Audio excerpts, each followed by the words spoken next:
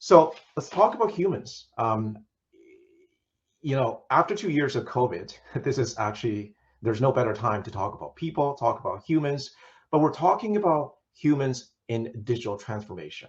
And that's because the pandemic has made it really clear that the future of the world, the future of how we live, how we work, and how we bank, because I work for a financial institution, so sometimes I refer to things like how we bank, is going to be more digital. Digitization is here to stay, no doubt about that. But it's the means, not the end. So in the end, we're here to serve humans and serve people and serve real people, their real needs. So if we're not careful, sometimes we could make mistakes about how we treat humans in the whole digital journey. So here I'm going to share a few lessons learned, good ones and bad ones, and observations from our own digital banking platform migration project that we did last year and the year before. So with that, really, we're going to talk about humans in two different aspects. Humans as your employees, your staff, your workforce, and humans as your consumers.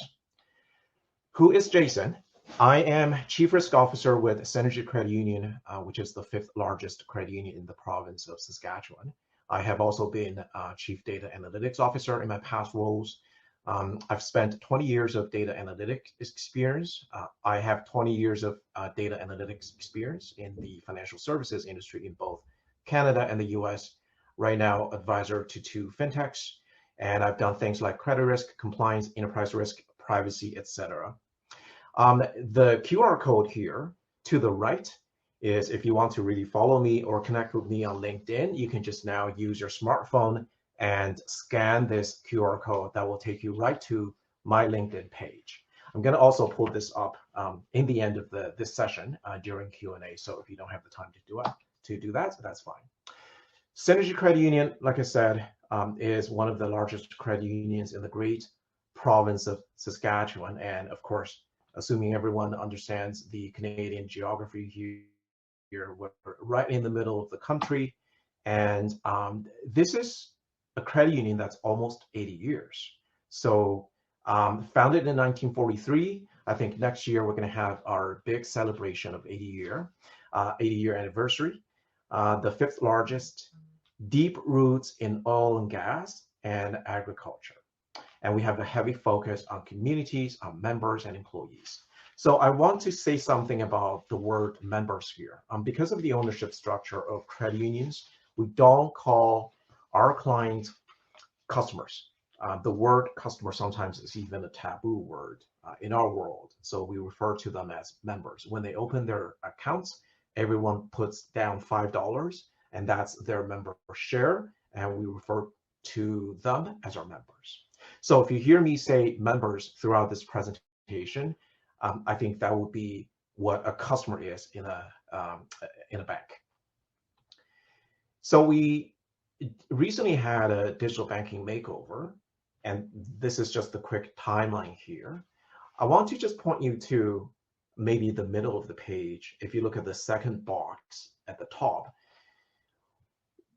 we chose a vendor and we started to build. And we actually wanted to do this in 3 different stages, and they're called alpha, beta, and wow. So alpha would be to start to do internal testings. We rallied a group of internal cross-functional project teams and testers, and we tested with them. And of course, the purpose of that testing is to find things that don't work well, gaps, etc., and fix them. And then if you move to below the orange bar here, beta stage is when the member communications intensify, and then we started to mobilize our family and friends, and we call this the beta stage. Now, if things don't work so well with family and friends, they tend to be more forgiving and give us a chance to fix things. So that's why we wanted to have a bigger group to test. Now, we hit the pause, not because of a problem that we found, but because credit unions do things in the system and they do things in collaboration, they do things together. So 2 credit unions that had rolled out with the same vendor before we did. They found a problem, and it was a kind of a big deal. So we heard that, and then we said, let's pause. Let's give the vendor some time to fix the problem. But you can imagine at that point, our communication had been kind of all over the place. But our members were pretty understanding. They understood that we wanted to do things right, not do things fast. So we said, we're going to wait a few months, let them fix the problem, come back and try this again, which we did. So in 2021, we entered our wow stage, which is restarting and launching successfully.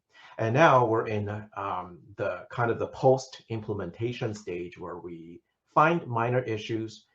You don't expect this to be 100% perfect all the time. There's little things here and there that pop up, but that's fine. And you find this. So we've basically completed changing to a different kind of digital banking platform, but now the focus has shifted to more on the data analytics side, which is behind the scene, how do we predict what our members want and give them that? So a quick history of what we did. Through this, we learned a few good and bad lessons. And also, I want to take the format of talking about a few myths and misconceptions and correcting these myths. So let's talk about humans as your workforce. I think one of the biggest myth here is when, unfortunately, some of the banks, when they're not careful with their narratives, they actually say, yeah, we want to do this. We want to become more digital because we want to close branches and save costs. It could really be their intention, or maybe it's not, but they haven't really been careful enough to connect what does this really mean for our employees. So we do things in a very different way. We definitely don't want to lay off anyone. And actually, through this whole journey that I just walked you through, we did not lay off a single employee, and we did not close a single branch, because we think that the branch location, that the branch presence is still really important in this day and age to be that great connection between us and the communities, us and the members. So, what some of the bank executives don't realize when they have the narratives, close the branch, lay off the employees, let the machines replace people to do the jobs. What they don't realize is that the fear they create for all employees is damaging, because no one knows if they're going to be safe or not. Their morale goes down. They don't go above and beyond in their job performance, in delivering what the clients need. And the best performers tend to leave because they want a little bit more security. So even if people don't leave, they will not embrace changes. They will almost see digitization as the enemy, as the evil. So this is kind of the environment that you could be creating if you're not careful with the narratives. And we do it very differently. Here, I'm just showing you paragraph 2 in one of the pages in our strategic documents. And as you can see, the title of this document says how. And number 2 is specifically about people development. And I underlined here a few words. Upgrading staff skill sets is not a choice, but a requirement. So we're going to retrain, retool our employees and upgrade them, and maybe put them into a role that is different from their role today, but we don't aim to actually save costs. That's not why we want to be more digital. And our CEO has a saying, the world has moved from completely humans, how we do things, to in the last few years, it's probably humans plus digital. And now we want to go into digital plus human, but humans will always have a place in no matter what we do. So that's the first myth. Let's talk about the next one. Going digital is IT's job and other teams have no part in it. Sometimes organizations can be so big that they create all of these different silos, and a lot of people have this mentality, not my job, that's their job.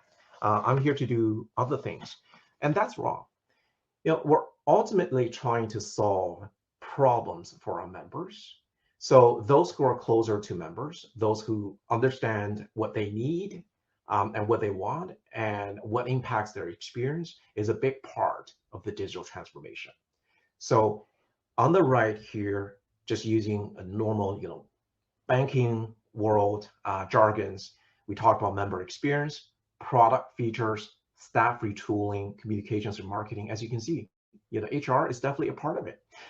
Marketing is definitely a part of it. Retail is a part of it. Technology, of course, is a part of it. Product is a part of it. Your lending team is a part of it. So everyone is a part of this. So don't create these different silos to say, yeah, it's their job. It's not my job. So I have no part in it. Guess what? Everyone owns a part of this. The next myth about employees, and this is a new trend here, is how you understand maybe digitizing how people work. We hear things about remote working, hybrid working, but unfortunately, some leaders have really simplified this to the extent that that is too much simplification. So their understanding is, let's give them the laptop, ask them to work from home, and maybe let's just set up the hotel desk booking system. We're done. Voila, you have your hybrid working system. It's not that simple. So you have just provided the tools for them to be more flexible.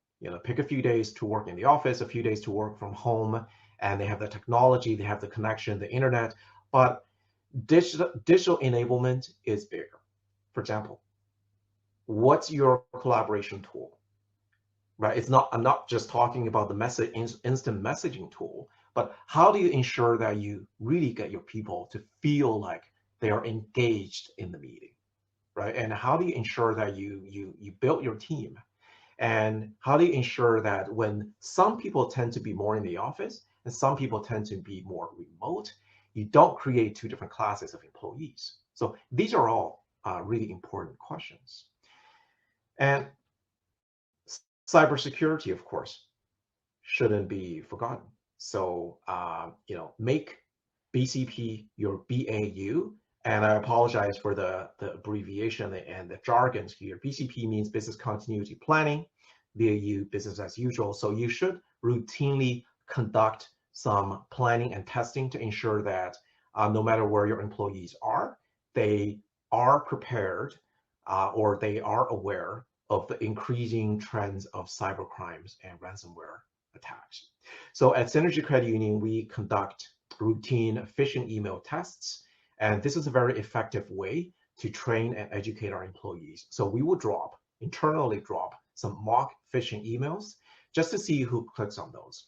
Now, we've actually never had a test where we have 0 click rates. We always have employees who would click on these, sometimes higher percentage, sometimes lower percentage, depending on the difficulty level of the tests. And that's not a bad thing. We don't expect 0 click rates. We, through each test, discover, and by talking to employees who actually fall for these mock phishing emails, we discover, what's going on. Is it the time of the day? Is it because they're reading the email on the mobile phone, or is it because they're in a meeting and they're multitasking? They read the email, or are they distracted in a different way? So then we roll out and we adjust our training programs based on the findings from the test. So I strongly recommend that everyone takes up routine testing and make BCP really part of your BAU. So we've talked about humans as your teammates, as your workforce. Let's also talk about humans as consumers. Sometimes you hear this great myth, going digital is bad for consumer relationships. I would say no, the in-person experience is only part of it. And doing things digitally and remotely is not a compromise, but an enhancement to consumer experience. I personally enjoy the freedom of and the convenience of, for example, just depositing a check on my phone. So I don't have to walk into a branch to do that anymore. So if you simply say, no, it's because now you don't get to see the consumers face to face and it's bad for the relationship, that's because you haven't put efforts into discovering what other channels you could utilize and how you can utilize those channels in the best way to maintain and maybe even augment your connections with the consumers. So fast, secure, convenient, anywhere, anytime, real time, and alert. These are all the different ways that you can utilize to maintain that strong ties with your consumer. But of course, we talked about the Synergy banking app makeover, but I'd like everyone to understand when you talk about digital, it's more than just your smartphone app. These days, everyone has a smartphone app, but it's more than that. Oops, sorry, moved too fast. Just give me 1 second to pull this back. I guess my QR code couldn't wait to pop up again for everyone to scan that, but we'll give you a few minutes to do that. It's not the smartphone app. Think of the app as kind of just the front door. Once your consumers get in the door, what products, what features are you giving them? And how are you delivering these? These are all important. So I have a kind of a busy table here. I don't need you to read everything, but this is comparing a typical financial institution's product offerings to Netflix. Can you read their mind like Netflix? And of course, when I made this presentation, it was before Netflix announced that they would be losing they were losing a lot of subscribers for the first time in decades. So maybe this isn't a good example, but no, I would say still Netflix beats a lot of banks and financial institutions in many ways, because the amount of data that they have, I wouldn't say that they have a lot of data, but if you work for a typical financial institution, just look at what you have on the personal information, the name, address, and you pull their credit file, you have everything, and you have competitor data, right? And you have transaction information, the date and the time and the purchase, the merchant name and category and amount. So you definitely understand every one of your consumers' banking behavior, but are you giving them what they are thinking next? Probably not. The reason why people go to these video streaming services, Netflix, YouTube, Crave, I joined Disney Plus, I joined Amazon, and I think the one thing that they have in common is that they always recommend something that's coming up that actually piques your interest. So sometimes you spend hours on YouTube and you're like, what did I just do? Well, that's because every single thing that they recommended actually was going to be relevant and interesting to you. So can we as financial institutions do that? Right? So this is what I sometimes refer to as a Netflix challenge to my own team. Don't blame the consumer for resisting multi-channel servicing. Again, figuring out how you can predict what they want, how you create that product, how you give this to them is really important.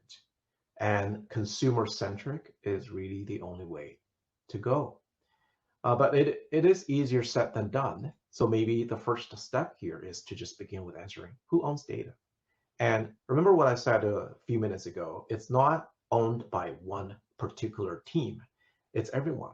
So there's the IT here that may manage the core systems for the data warehouse for your company, or risk management that has the skill sets. These are programmers that use SAS, SQL, Python, whatever.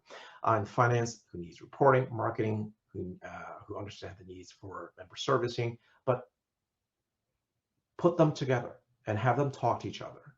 And that's probably the first step towards building a member-centric culture. And define what you want and then how to get there. So obviously, the old fax form here that I personally used some years ago, I don't think this is what we want anymore because it's not consumable. You want something that's consumable data, that's shareable, not image, not scanned. And don't think about using a kind of OCR scanning software to scan these hard copies, because in financial institutions, if you're not careful, the number 0 and the letter O, the software sometimes doesn't know the difference.